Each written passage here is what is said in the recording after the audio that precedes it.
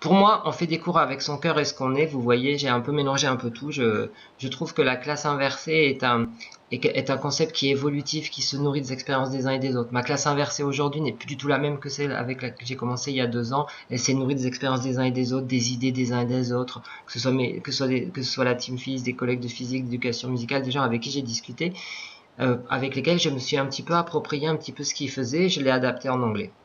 C'est ça qui m'intéresse dans la classe inversée, c'est que c'est pas un dogme, c'est une pratique quotidienne qui se nourrit d'expériences, qui s'enrichit, qui évolue et qui fait toujours qu'on se remet en question pour les élèves et pour les progrès des élèves. Donc dans mon fonctionnement de classe, voilà comment ça se passe. Je travaille par îlot ludifié, où ils ont des rôles à jouer. Et il y a 3 grands rôles dans mes groupes de 4. Il y a le writer, c'est celui qui va écrire, qui va produire de l'écrit à travers les discussions, mais c'est lui qui va écrire quelque chose, le mémo, des choses concrètes, c'est lui qui va être amené à écrire.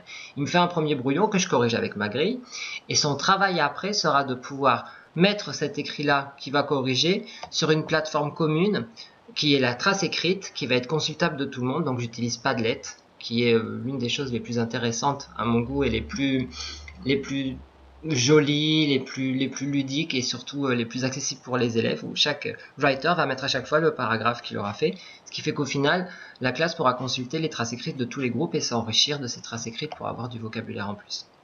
Les speakers qui vont devoir venir me parler pour m'expliquer un petit peu où ils en sont dans le travail et me faire un petit bilan oral de ce qui a été dit. C'est un petit peu la même chose que le writer, mais je demande à chaque fois que le speaker ne vienne pas avec le texte du writer, mais avec des notes, pour essayer d'avoir une discussion vraiment naturelle. Et quand c'est comme ça, ils peuvent très bien à la maison après, une fois qu'ils ont des conseils sur la remédiation, se réenregistrer avec vocaroo.com qui leur permet de se réenregistrer à nouveau au calme et de me renvoyer ça pour voir comment leur oral a été modifié avec les conseils que j'ai pu leur donner. C'est un peu comme ma grille d'écrit mais pour l'oral. Et puis, le troisième rôle, c'est ce que j'appelle maintenant expert. Avant, il s'appelait dictionarist. Il devait chercher des mots dans le dictionnaire, mais j'étais pas trop content de son rôle-là. Et puis finalement, je l'ai fait évoluer. C'est l'expert qui va aider les writers et les speakers à écrire. Souvent, je les prends en début d'heure, tous les experts de tous les groupes, et puis on a une discussion. Voilà, qu'est-ce que vous devez écrire? On doit écrire un mémo. Ok, maintenant on discute ensemble. Qu'est-ce qu'on doit mettre dans un mémo? Et là, émergent les besoins, et puis on discute ensemble des concepts qu'on a besoin. Je les écris au tableau, eux ils écrivent sur une note, et leur mission est, dans leur groupe après au retour, d'expliquer un peu ce qui s'est passé pour les accompagner. Et je pense nommer un super expert qui lui va mettre sur le Padlet en cours un petit peu la trace écrite conceptuelle. Alors évidemment, on fera des phases où les élèves écriront sur le cahier, mais il y aura aussi cet espace-là où ils pourront très bien revenir, savoir où chercher les concepts comme ils ont besoin. Et j'aime bien cette interaction entre les pairs parce que finalement l'explication elle se passe comme ça.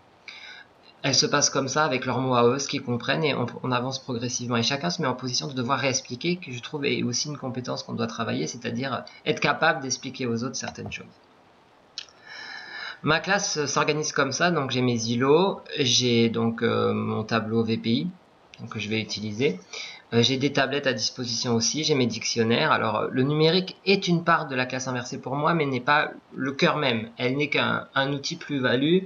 Et la classe inversée pour moi est plus pédagogique et plus profonde dans le concept, comme beaucoup d'entre nous d'ailleurs qui faisons de la classe inversée. C'est la classe inversée qui est un concept et le numérique est une plus-value qui nous permet un petit peu de pouvoir faire ça.